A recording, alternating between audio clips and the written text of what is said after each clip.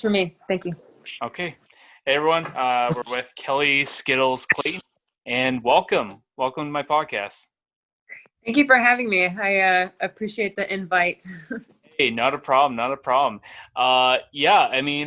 So what have you been up to since your latest fight, which was only, a week ago? I know, less than a week. It was this last Friday, 9/11.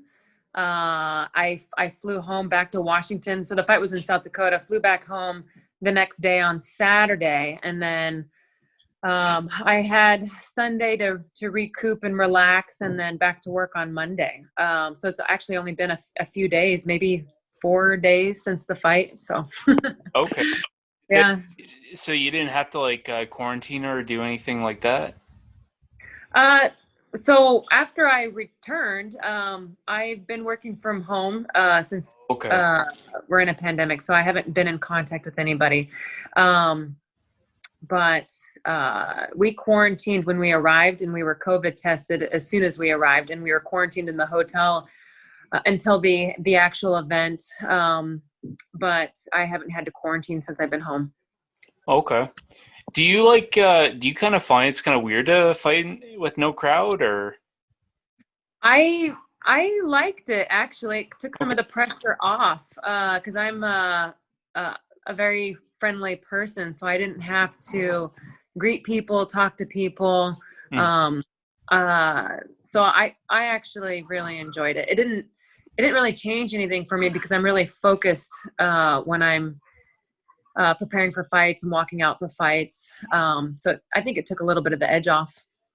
Mm-hmm. Yeah, like a lot of there's a lot of talk since a lot of organizations are doing the fights without the crowds, and one thing they're mentioning is a lot of fighters are talking about how like I don't mind fighting without the crowd. It's sometimes it's even for the better, especially when you're hearing the other corner telling your opponent what to do, so you can pick up on it. I mean, of course, Yeah. they're doing the same thing. But it's kind of nice that way. And I think it's good for the viewers too. You can kind of hear what's going on in the corner. So you kind of feel like whoever you're going for in the fight, you can kind of be part of the team there, and you can kind of hear what's going on. It's like, oh, that's really interesting to hear, step by step what the coach is telling you to do in the fight, whether you're in a clinch or you're on the ground or et cetera, et cetera. So it's kind of cool that way. Yeah, I did notice that when I went back to watch the fight. Very clear, both cornermen, you can hear everything. And then what's being said too between rounds, I thought that's got to be neat for fans to see that. My coach has a really distinct voice, and so he can pierce through a crowd. And I can hear, I felt like, yeah, I could hear him more clear with no audience for sure. Yeah, absolutely, absolutely. But first, I just want to say again, congrats on your win. That was a sick guillotine that you had there. Thank you. Thank you. Now, hear that was really was that really the game plan, or was just because you caught her and that's just kind of how it ended up?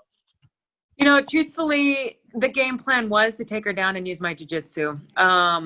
That was part of the game plan.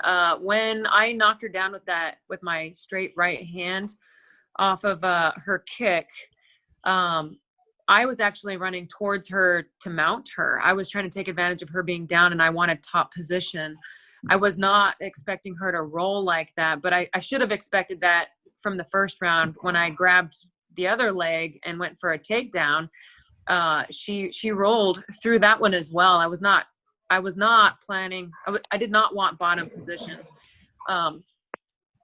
Even though I'm perfectly comfortable fighting off of my back, with, as you could see, the several armbar attempts in the first round. But so anyway, when I knocked her down in the second round, I was running to mount her, and she rolled through it to a single leg and was moving to a double leg.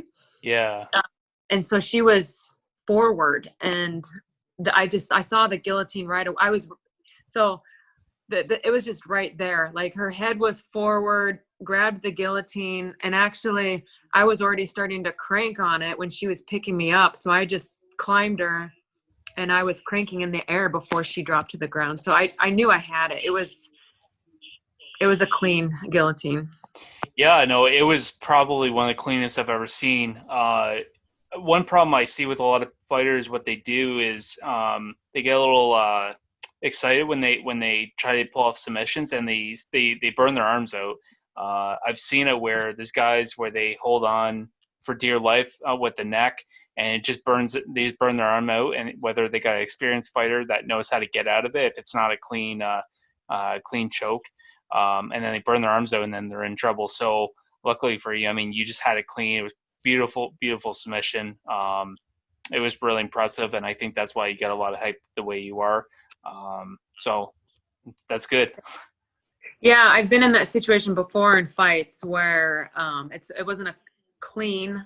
I was in I grabbed a rear naked choke in a fight once, and I was burning my arm out trying to finish that. So if it's not, so I totally get that. Yeah, with this guillotine, I knew I had it before I started cranking. It was just so perfect. So it was just I sunk it in before I started cranking, so that helped. Yeah, of course. Just kind of moving on here. So you're still currently training at Yaka. I want to say Yaka. I can't say it. Yaka. Yeah, Yakima MMA. Yeah. I trained there. I trained there for let's see, my coach, my previous coach retired. He retired from coaching Okay. at the end of 2018. So at the turn of the year, I started training at Mercenary Combat Academy.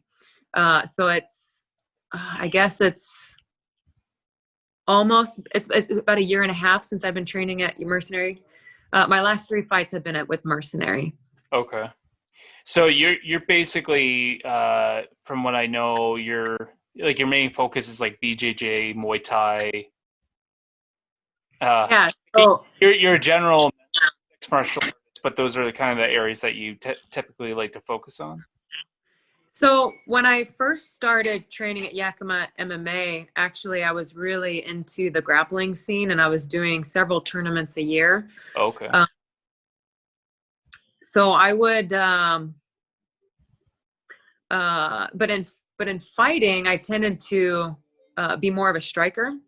So I think what's changed with the new gym is that I'm finally putting everything together. Mm-hmm.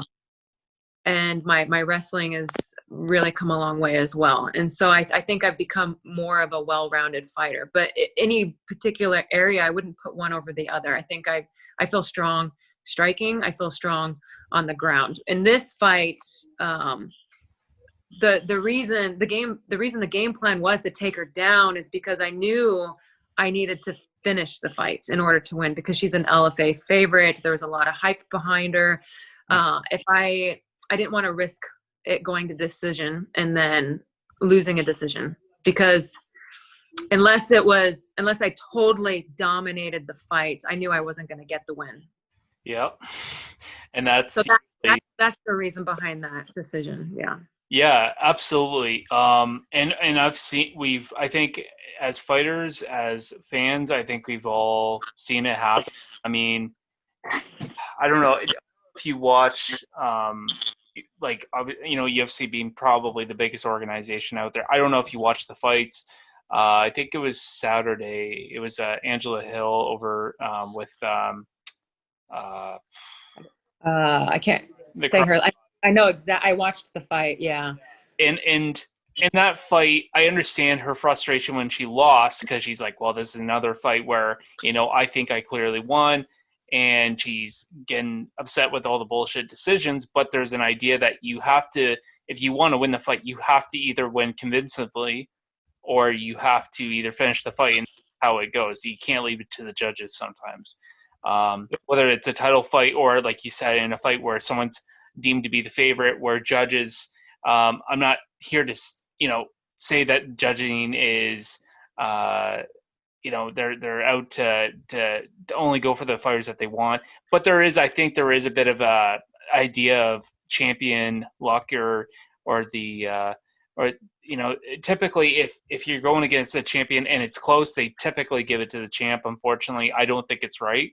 I think judging needs to be changed.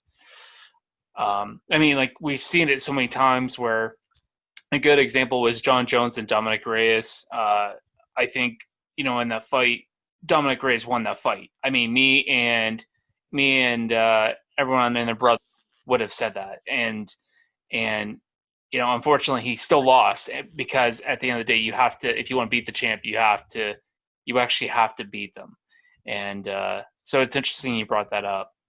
Yeah, I don't have an impressive record. My record, I was 1-2 on paper. My last fight prior to this one was an exhibition on Invicta, so it doesn't technically count on my record. So I was a 1-2 fighter going up against a 5-1 fighter. Mm-hmm. Because I've been in that situation over and over and over and over. A lot of my previous fights have gone to decision. I preferred the striking.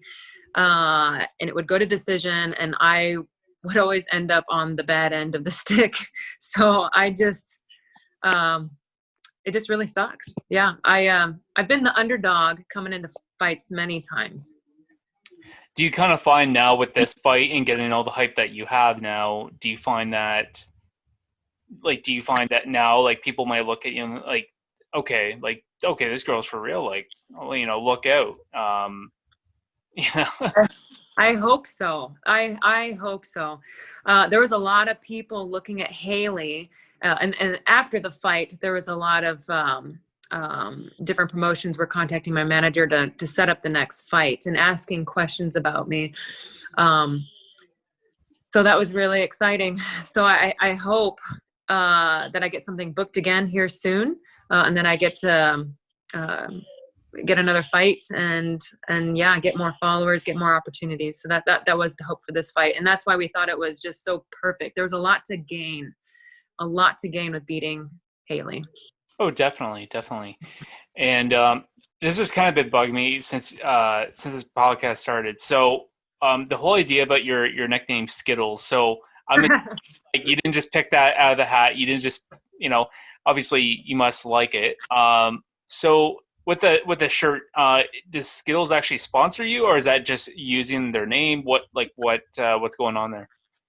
Just using their name. I've tried, there's been multiple attempts to get Skittles to sponsor me, but they've been unresponsive. Maybe with these last couple wins, performing on UFC Fight Pass, maybe they'll reconsider or respond.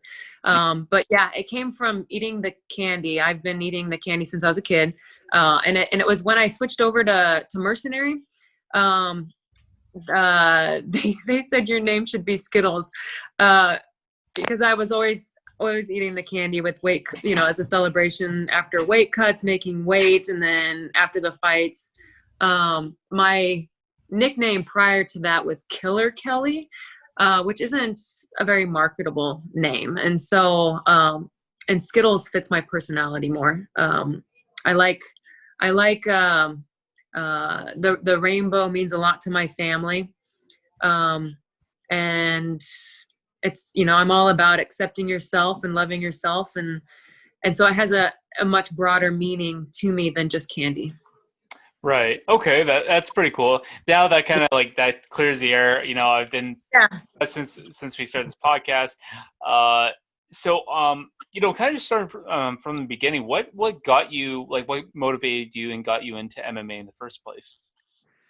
So it was mostly I wanted to get back in shape. It was I had graduated from college,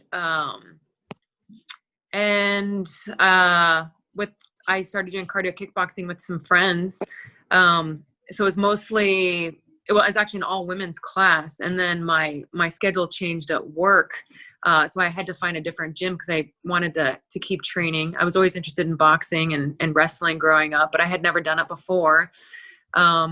And that's when I found Yakima MMA. I walked into that gym and just fell in love. Really welcoming environment, great people.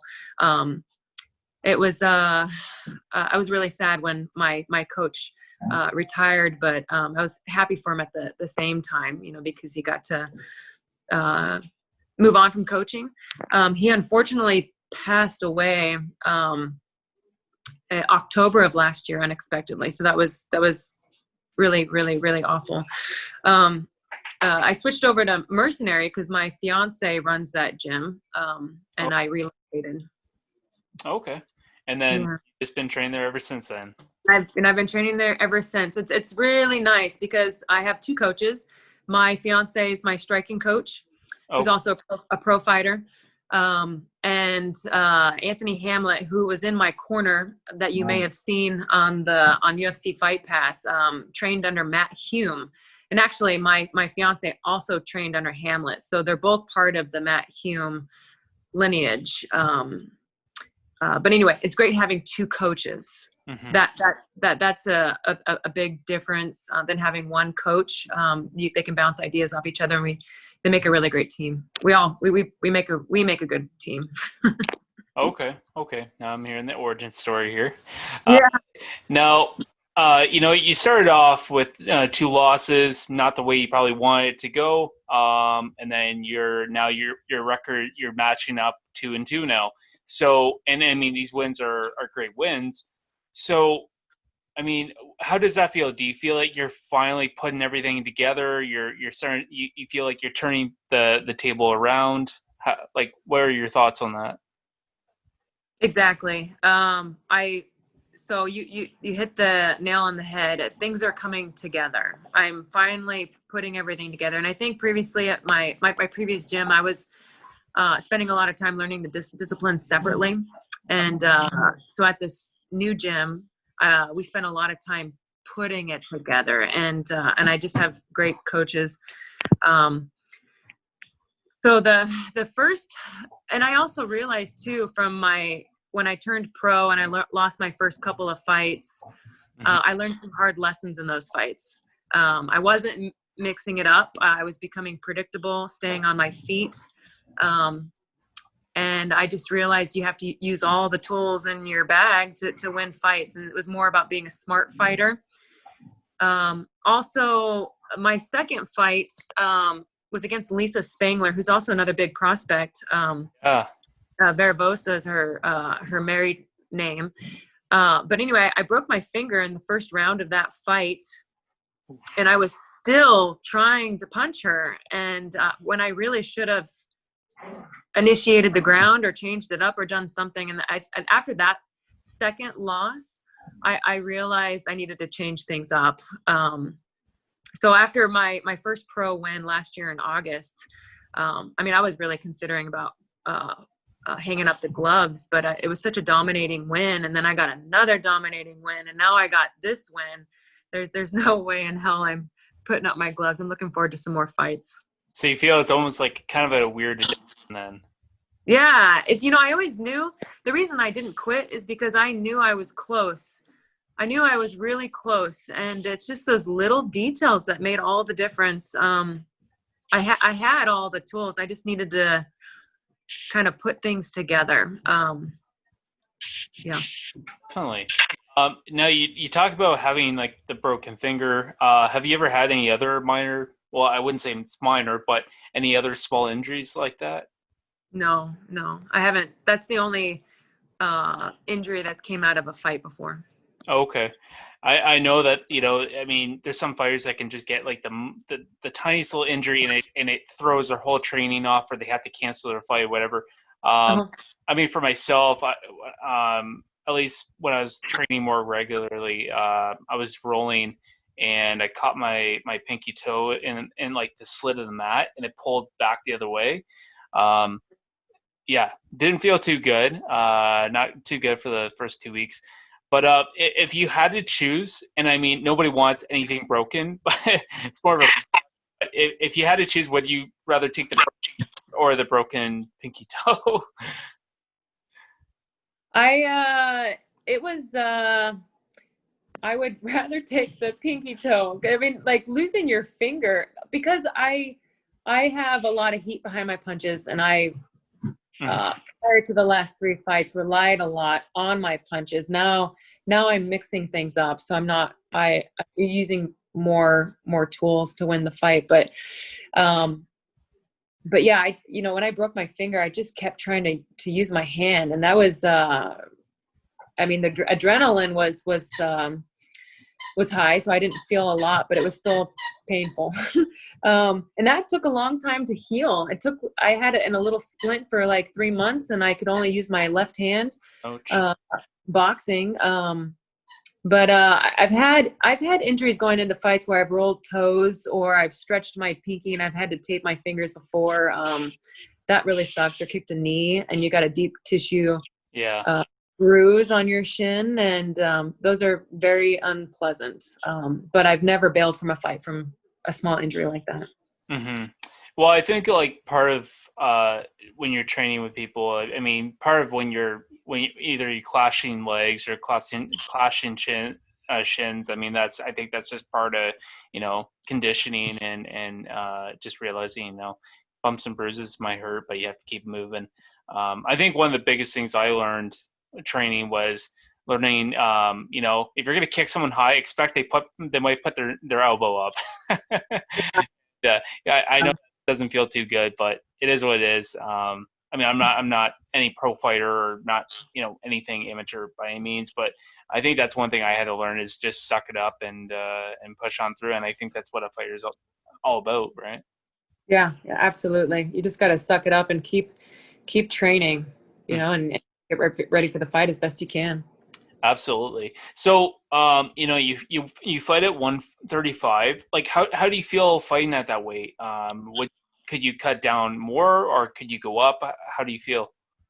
I've asked my coach that a few times because I make weight. I wouldn't necessarily say easily. I don't make weight easily, but I always make weight. hmm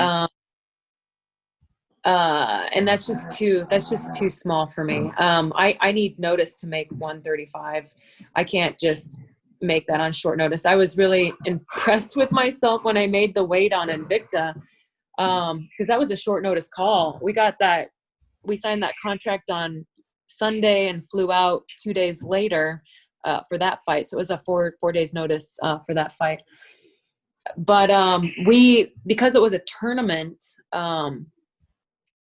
we were hoping for the call. So I already had my weight in check, ready to take the opportunity if it came up. So that's how motivated I am to fight on these shows. And actually, when Invicta and LFA both opened up in July, I was also getting my weight in check, so I could take another short notice fight. So I just really anxious to perform on these shows. Okay. Okay. And so what are your plans if you continue to find success in the like? Or sorry, before I even ask that, how many fights are you signed with LFA? So sorry, my dog's in the background. Neither promotion, Invicta or LFA, offered me a multi-fight contract, and I think that's, and I don't know why. So hopefully, the next fight offer will come with a multi-fight contract. Okay. I So know Invicta and LFA are both talking to my manager. okay, so you have an idea that there's something coming for sure. Yeah, and interest is the main thing. Yeah, to bring me back on. Okay. Now let's say like what are your plans whether you're in Invicta or LFA? Let's say if you find some success, say you're winning a shitload of fights. Like what would be your future plans? Would you want to look into somewhere like Bellator, UFC, one championship? What would you like to do? Ultimate goal is the UFC, but we would take Bellator if we had an opportunity to fight on Bellator. Well, I put, yeah, that would be absolutely amazing. UFC or Bellator. Because I'm a 135er, of course, I'm going to say the UFC because that's where the bantamweight division is. Right. Okay. So and you're gonna But take. I would go up and wait for a good opportunity. Yeah, on Bellator. Fair enough. Fair enough. So are you saying you would take the lioness? Amanda Nunes, yes. But I would love. She is a beast. That woman hits hard. The woman hits hard. Yes, of course, I would take any opportunity. That funny because if you don't, she's coming for you. Yeah. I don't know. I mean, I've heard about things about her training with men, and she's cleaning men's clocks. Like it's scary how powerful she is. Yeah, she's pretty amazing. I could not believe the Cyborg fight. I could not believe it. Yeah, You're the strongest women fighting right there. well, the only problem that I would have to say about that fight was I think that that fight should have been run back because I'm not doubting Nunes' power. I mean, her power is just incredible. Uh, but the only problem that I had with that fight is the way Cyborg rushed in, and unfortunately, when you rush in with your punches, when you're coming in and someone connects on the button, I mean, that's perfect scenario to knock someone out. I mean, still could have happened the second round, third round, fourth round. You never know. But no, it's hard to say. But I mean, Cyborg is incredible too. But I agree 100%. I would love. I think Cyborg deserves another opportunity. She deserves it. And I would love to see that fight run back. oh, absolutely, absolutely. But turning this focus back on you here, not Nuda. I'll get her on here and she'll have her time. But I mean, so what are the feelings that you get when you're walking down to the cage? Let's see. I'm really focused when I'm walking out to the cage. I'm just ready to get in there and start fighting.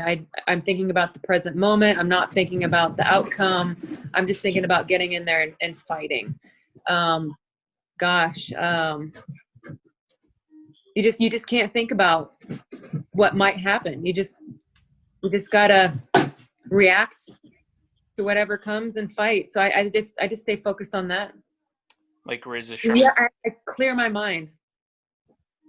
Okay. Okay. Fair enough. Fair enough. Yeah. And I guess what are your fight preps like? You mean like warm up before the fight or fight camps? More like your camp, like when you're preparing for every fight. I understand that every fight's different. You might have to prepare differently for every different opponent, but what would be like a typical fight prep look like for you? Well, so in addition to my regular classes in Muay Thai and Jiu-Jitsu, it's just a lot of time on the road running with my dogs. Oh. I run as often as I can. Not every single day, but and not every other day. Like just a couple days on, and I'll give myself a day of rest, and then another couple days on. But we train. Our fight practice is about 90 minutes every night, sometimes 2 hours, and that's where we're drilling scenarios, working on MMA, just putting everything together. Lots of drilling. And you're right, it depends on the opponent, what we're drilling. So every fight camp they're all similar, and I'm going over the same things, but slightly different, on what I'm getting ready for. So like, for example, the Cowan fight, game plan was to take her down. So I worked a lot of that. Okay, fair enough. Yeah, and that would make sense. Now, kind of moving on. So obviously, like you have the luxury of your fiance being able to train with you, to coach you. But like besides that, how do you balance your family social training life? Well, I co-own Mercenary Combat Academy with my fiance. He opened up the gym on his own while I was training at Yakima MMA, and so he was doing his own thing. Okay. He had his team, I had my team. But when my gym closed down, that's when I moved over to Mercenary Combat Academy, moved to a different location, and then I partnered with them, and so it's just it's just a lifestyle is the only way I can explain it, because my fiance is my coach. And we had established that, yeah, we were together before he became my coach, but and I know a lot of people can't train with their significant other, Mm-hmm. but I have a lot of respect for him. as a coach. He's a damn good coach, very technical. He has a strong boxing background. He brought Muay Thai into my life. And he was a pro fighter long before I became a pro fighter. So I think the respect there really helped. So I respect him as a coach. And we just try to leave everything at the gym, even though we're coming home together at the end of the night. So, and I think it also helps having a second coach that can kind of get mean and nasty if needed. And then Tony, my fiance, can provide that emotional support, moral support when it gets hard. Fight camps aren't easy. I think they're meant to mentally challenge you so that you push yourself to your absolute beyond your limits. So you basically kind of have like a bit of a Thug Rose and a Pat Barry kind of situation going on. Yeah, sure. Yes. Yeah. Okay, fair enough. So yeah, you separate. This is work, and then we're at home, basically. Yeah. And it's unbelievable that my fiance, he can just turn it off. Once we're home, he doesn't even talk about the gym anymore or what happened. I'm the one that comes home moody. Like, do you want that wants to talk about what happened at the gym? But he's really good at turning it off. And so, I've gotten better at it over the, since it's been almost 2 years, since we've been at it. So. Okay, fair enough. And, I guess, do you have any favorite female fighters that you look up to? Oh, yes, of course. When I first got into MMA, Gina Carano was the face of women's MMA back in 2009. So she was one of the first females that I was fighting. I remember watching the Cyborg fight when it was happening. And then Misha Tate is also from Yakima MMA. When I first walked into Yakima MMA, she was the Strikeforce champion before I had even heard of Ronda. And then and when she got into the UFC, she moved over to Vegas. So I didn't really train much with her when I finally committed to training. But anyway, other women that I look up to, of course, Cyborg. And I really like Holly Holmes. She's just a nice gal. I think she fits my personality the best out of all the fighters. I'm a nice person. I'm a very non-confrontational person. And I had actually never been in a fight before I started fighting. I had never been in a fight before outside the cage. Okay. Yeah. Holly, she would be one of the most humble fighters. I mean, I'll never forget when she fought Ronda.